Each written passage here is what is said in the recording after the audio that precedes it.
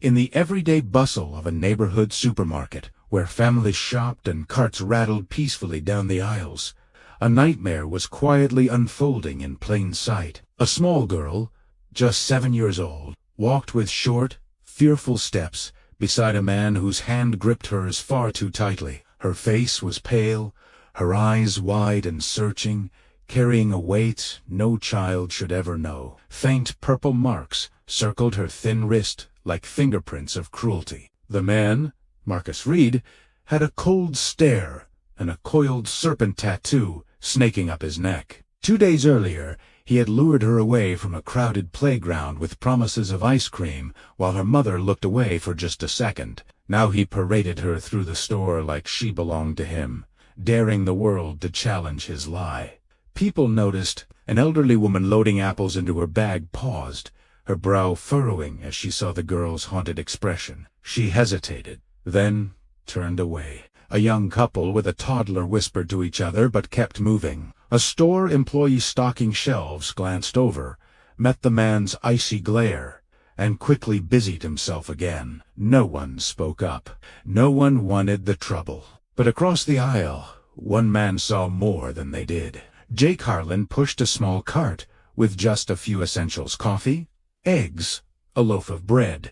His arms were covered in faded tattoos. His black leather vest, bearing the unmistakable Hell's Angels patches that made strangers edge away. Life had been hard on Jake. Years lost, 2 bad choices. Time behind bars, friends gone, family long estranged. He had grown used to being judged by the vest, the scars, the reputation. Most days, he kept his head down and his heart guarded. He was reaching for a jar of peanut butter when he saw her. The little girl's eyes locked onto his. In death moment, something desperate and brave flashed across her face. Slowly, carefully, she raised her free hand, palm out, fingers spread, thumb tucked in the silent signal for help that had spread across social media like wildfire. A plea no one could misinterpret if they knew what to look for. Jake knew. He had seen the video months ago, shared by an old friend who said, "You never know when this might save someone." He had watched it, nodded, and moved on, until now. His breath caught. For a split second, doubt crept in. Was she just playing? But then he saw the tremor in her lip, the way she fought to keep the signal up, even as the man noticed, and squeezed her hand harder. Jake's heart began to pound. If you believe that courage can hide in the most unexpected places, and that one person choosing to act can change everything, hit like right now, subscribe, and drop a comment telling us where you're watching from, because this story will restore your faith in the goodness that still exists in people society often overlooks. Jake abandoned his cart and started walking toward them, his heavy boots echoing against the tiled floor. The man noticed immediately, his body tensing like a predator sensing danger. Jake kept his expression calm, almost friendly. He crouched slightly to the girl's level. "Hey, sweetheart," he said, his voice surprisingly gentle. "Everything all right?" The man yanked her closer. "She's my daughter. We're fine. Mind your own business." But the girl gave the tiniest shake of her head. "No." Jake stood slowly, meeting the man's glare with steady eyes. Something old and protective stirred inside. "Ma," feeling he thought had died long ago. "You know," Jake said casually, pointing past them, "I think you dropped your keys back there." The man turned for just a moment, instinct taking over. That moment was all Jake needed. He dropped to one knee again, his voice low and urgent, but warm. "I see you, kiddo. I've got you. You're going to be okay." He had already pressed the emergency alert on his phone, sending his location to police without a sound. The man spun back, rage flaring. "What the hell do you think you're?" Jake rose to his full height, voice dropping to a calm but unbreakable tone. "Cops are on their way. Let her go now." Panic twisted the man's face. He shoved the girl forward and ran. Jake caught her instantly, pulling off his leather jacket and wrapping it around her small, shaking body. "It's over," he whispered. "You're safe." Sirens grew louder outside as stunned shoppers finally began to react, some filming, others whispering in shock. Police stormed in. The man was tackled in the parking lot before he could reach his car. The little girl, her name was Lily, held onto Jaga's hand with all her strength. She didn't speak. She just looked up at him with eyes that said everything words couldn't. To be continued. If this story is already gripping your heart, please like, share, and subscribe to Kindness Stories Global right now. And tell us in the comments, what would you have done if you saw that little girl raise her hand for help? As the police lights flashed across the parking lot and officers rushed in, the chaos of the moment began to settle into something raw and real. Lily stood close to Jake, her small hands still wrapped tightly around two of his fingers,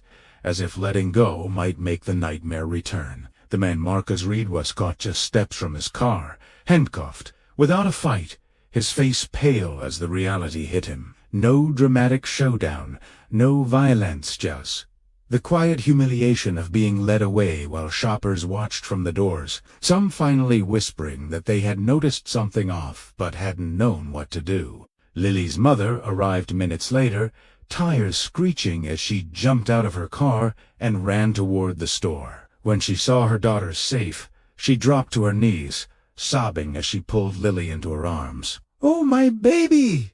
My baby!" she kept repeating, rocking her gently. Lily finally let go of Jake's hand to hug her mom back, burying her face in her mother's shoulder. Jake took a step back, ready to fade into the background like he always did. He wasn't the type to linger for thank yous or cameras. He had done what needed doing. That was enough. But Lily pulled away from her mom and turned to him. Her eyes were red, but there was a new light in them, relief, trust, something unbreakable. She reached into the pocket of her little pink jacket and pulled out a small, worn keychain, a tiny silver motorcycle with wings, the kind you find at gas stations for $1. She had carried it everywhere since the day her dad gave it to her years ago, before he passed. She pressed it into Jake's calloused hand and closed his fingers around it. "You're my guardian," she whispered, voice small but steady, like an angel on a bike. Jake stared at the little charm, his throat tight. He tried to speak, but nothing came out at first. Finally, he managed a rough, "Thank you, kiddo." He knelt down, eye to eye with her. "You are so brave today. Stronger than anybody I know." Her mom stood, wiping tears, and walked over. She didn't say much at first, just reached out and hugged him hard. The kind of hug that says everything words can't. "You gave me my daughter back," she said against his shoulder. "I can never repay that." Jake shook his head. "Just keep her safe. That's all." In the days that followed, the story made local headlines. Hell's Angels member saves abducted girl after spotting silent distress signal. People who had once avoided eye contact with Jake at gas stations now stopped to nod respectfully. Some even approached him to say thank you, as if he had done it for the whole town. But the real change was quieter, deeper. Jake attached that little winged motorcycle to his key. Every time he started his bike, it caught the light and reminded him of wide, terrified eyes that had looked to him for help hand of the moment he chose not to look away. He started visiting Lily and her mom now and then, never announced, never expected. He'd show up with groceries when money was tight, or take Lily for a short ride on the back of his bike, slow, safe, with her mom's permission and a helmet 2 sizes too big. Lily would laugh the whole time, the sound bright and free, like the fear had never touched her. "Sakajed, I'm Uncle Jake now," and for the first time in decades, he didn't feel like the villain of his own story. Marcus Reed faced the consequences. He deserved arrest, charges, a courtroom where the truth came out in full. No glory in it for him, just the weight of what he had tried to take from an innocent child. And Jake, he found something he thought was lost forever: purpose. The road he had ridden alone for so long suddenly felt less empty. He still wore the vest, still rode with his brothers. But now, when people looked at him, some saw past the patches and the tattoos. They saw the man who answered a little girl's silent cry, because sometimes the people the world judges hardest are the ones carrying the softest hearts. Sometimes the scariest-looking stranger is exactly the hero a child needs. That ordinary supermarket aisle, with its fluorescent lights and everyday sounds, became the place where 2 lives were saved, not just Lily's, but Jake's too. If this story touched your soul, if it reminded you that kindness can come from the most unexpected places, and that one brave act can redeem even the roughest past, please hit that like button. Share this video with someone who needs hope today. Comment below and tell us what would you have done if you saw that little girl raise her hand for help. And subscribe to Kindness Stories Global for more stories that prove humanity still shines bright. Let's keep spreading these messages of courage and compassion, because you never know when your moment to be someone's angel might come. Thank you for watching. And remember, never ignore a hand reaching out. It might just change everything. Years later, the story of that day in the supermarket still echoed through the small town and far beyond. Lily grew into a confident young girl, full of laughter and dreams. She never forgot the man who stepped in when the world looked away. Every year, on the anniversary of that day, she and her mom would leave a small bouquet of flowers outside the store, along with a note that simply read, "Thank you for seeing me, Jake." The man everyone once feared or judged found a quiet kind of peace he never expected. The little winged motorcycle charm stayed on his keychain, worn smooth from years of touching it before every ride. He started volunteering at local schools, teaching kids about the silent signal for help, showing them the video, telling them his story without boasting, just urging them to be brave enough to act when something feels wrong. He never sought the spotlight, but people found him anyway. Letters came from strangers who had learned the signal because of the news stories. Parents thanked him for giving them hope.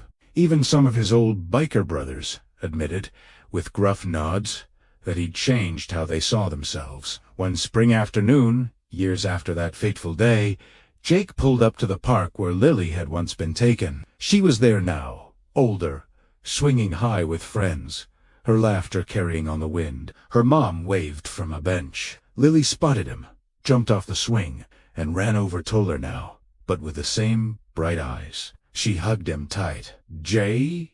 Uncle Jay?" He smiled, the kind of smile that reached his eyes for the first time in decades. "Hey, kiddo, still being brave. Every day," she said, "because of you." And that moment, under the ordinary sunlight of an ordinary park, 2 lives that had crossed paths in the darkest way proved something unbreakable. That one act of courage can ripple outward forever. That the people society writes off can become the ones who hold it together.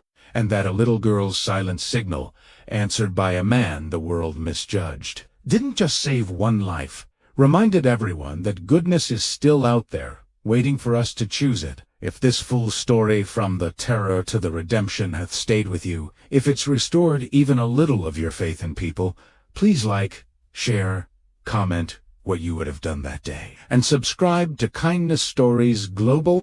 Together, we can keep these true reminders alive, that heroes walk among us in leather jackets, work boots, or everyday clothes, and that no one is ever too far gone to do something beautiful. Thank you for staying until the end. Never stop looking for the signals. Never stop being the answer someone needs.